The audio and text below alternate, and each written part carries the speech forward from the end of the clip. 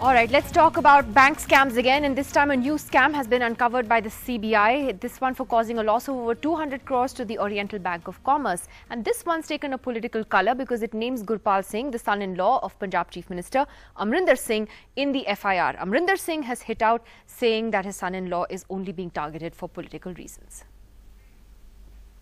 Scam, intranet scam, the whole family has been embroiled in it. So what's so surprising? This is an old habit of Congress party. A flurry of criticism from across the political spectrum. Captain Amrinder Singh responded in a written statement saying the BJP was targeting Gurpal Singh because of the bank director's relationship with him. He said his son-in-law was just a minority shareholder in the sugar firm and that he had refused to sign any personal guarantee against the loan in question. While Gurpal Singh was unavailable at his registered residence in Delhi, this faux pas by the Congress caught attention quickly. In a tweet, the official Twitter handle of the Congress called the Simbholi scam yet another case of fraud under the Modi government's nose. The tweet has since been deleted, drawing criticism from Amit Shah, who said that the Congress has always been at the forefront of highlighting their own robberies. The CBI says the Oriental Bank of Commerce granted a loan of 150 crore to Simbholi Sugar Limited in 2011. To finance sugar supplies from over 5,700 sugarcane farmers. The bank alleges that the company diverted these funds for personal use. The account was declared an NPA and later a fraud in 2015.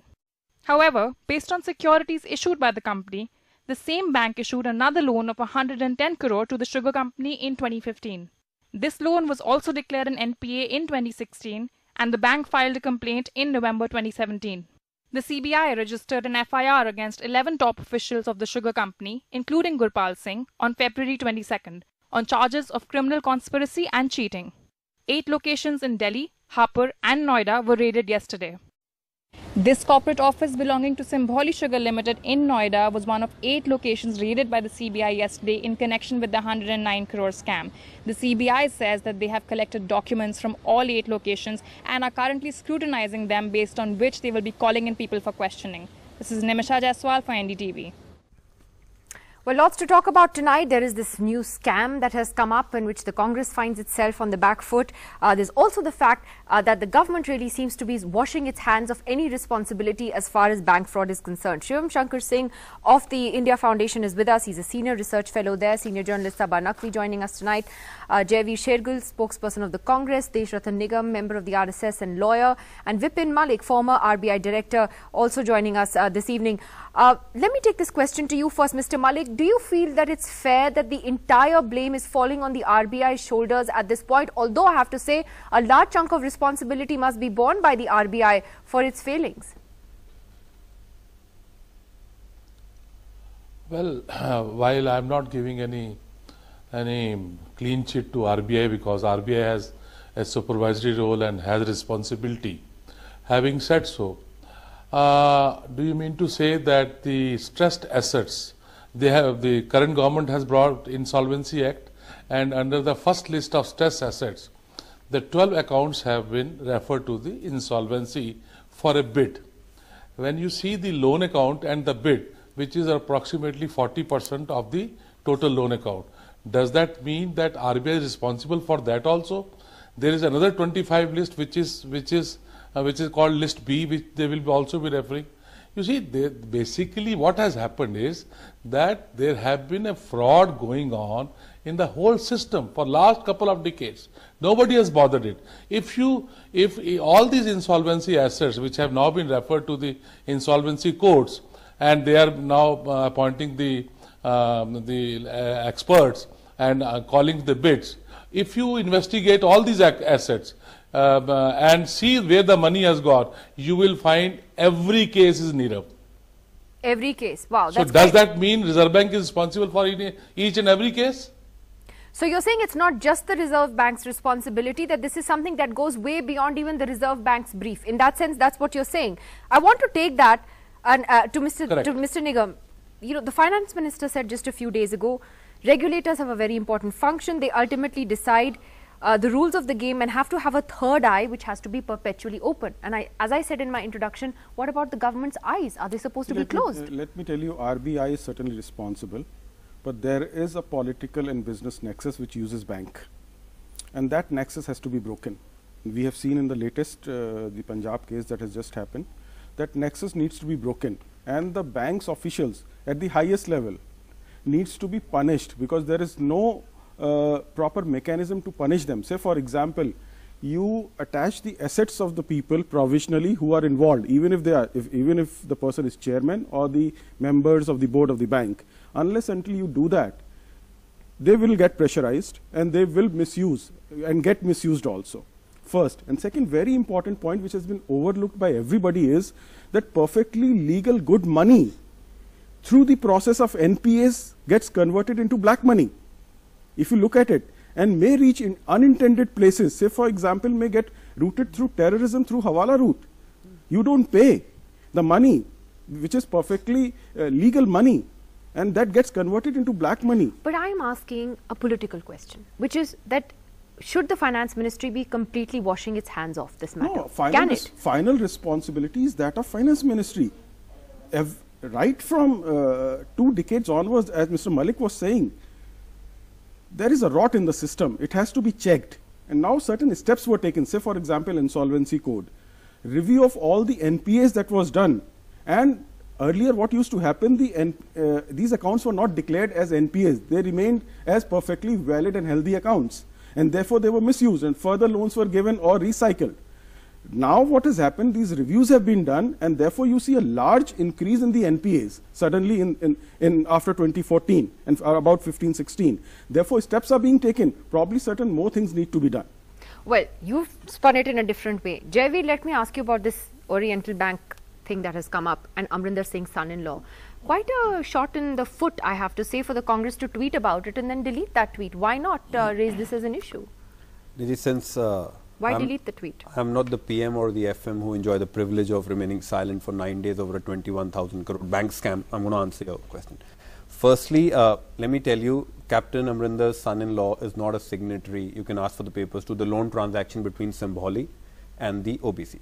Second, there is a court order of 30th May 2017 which says dispute of Gurpal Singh with Sambholi and how he should exit Sambholi. There is a court order and those papers will reach you. But be that as it may, the government has a CBI, ED, RBI, every investigation, please investigate it. But today I am just surprised at the sheer hypocrisy of Mr. Amit Shah that he needs to break his silence. How come PM and FM had allowed a smooth escape of Mr. Modi and Mehul Choksi?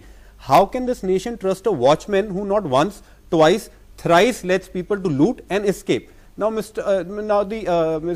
spoke about we kept a check. It's been 4 years. Despite 4 years escalation in NPA, there is a Udan scheme for scamsters. Government is merely creating a cloud of suspicion on opposition and escaping answerability and accountability. Is that what it has come to? Fourth, what the promise was to bring back black money, not to let hard-earned money of people in public banks go out of the country. Look, you're making very important political points, but I'm asking whether the fact that you have now a link to Amrinder Singh's son-in-law coming in, the fact that you guys didn't even feel the need to go the offensive on that and delete a tweet, does that in a way weaken your argument then against the government?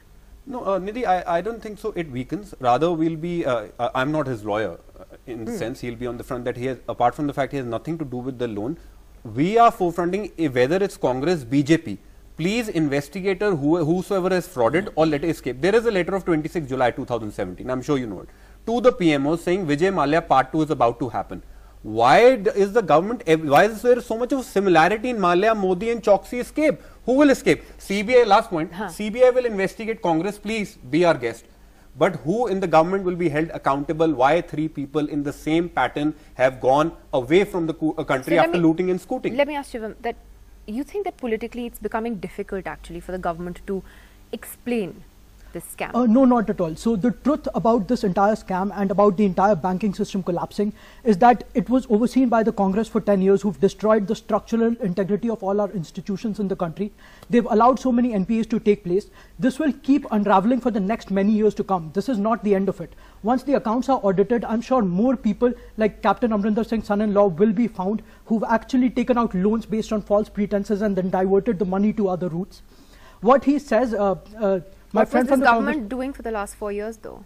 So the government has 4 years is a long time. So the government has put into place a lot of mechanisms. The Insolvency and Bankruptcy Code has been brought in to tackle the NPA problem.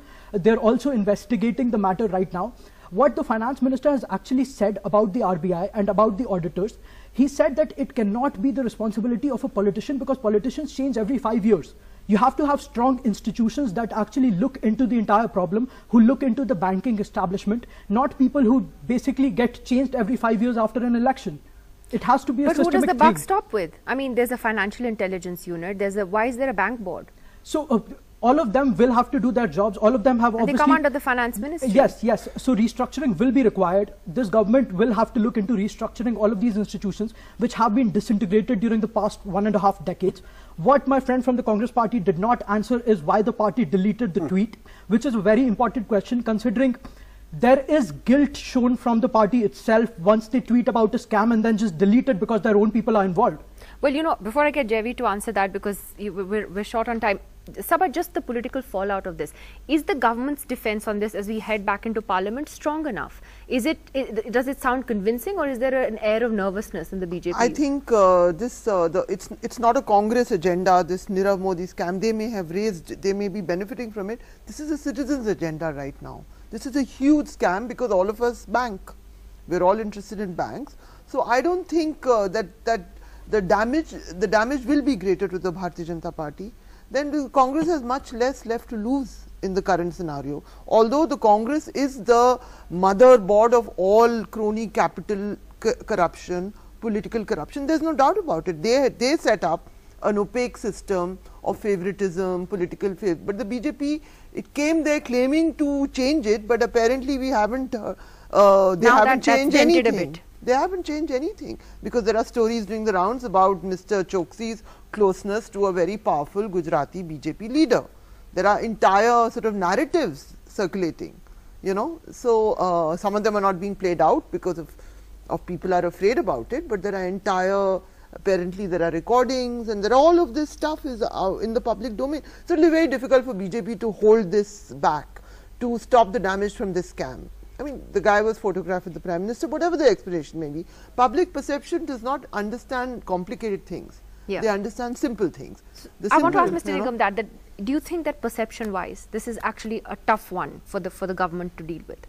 I think in a battle of perception, let me be very honest, Congress is a step ahead of BJP right now.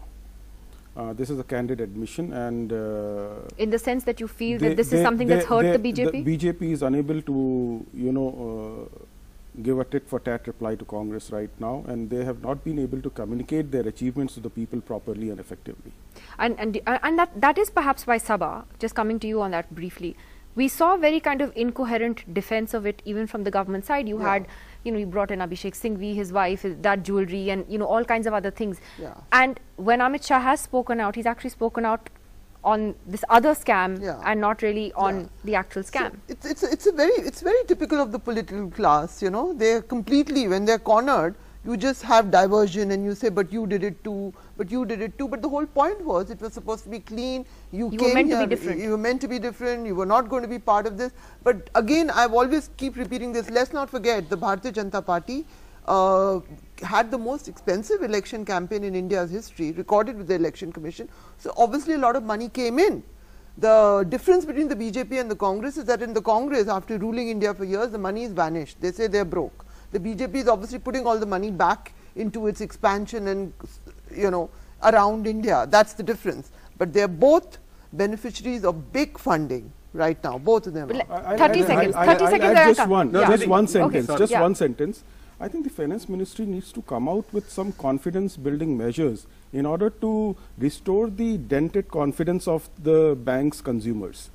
I think that's very important. Last 30 seconds. Last point, I like how everybody is saying it is UPA. If it was UPA, how come the FIR mentions the LOUs issued in the year 2017 alone and not the BJP? One. Second, I'll just complete it does, I agree. Second, and about deleting the tweet. If deleting the tweet in the court of law is my admission of guilt, then I'm sorry, the Prime Minister closing the case against Nirav Modi despite a written complaint and calling Mehul bhai when 40 FIRs against him is a bigger crime.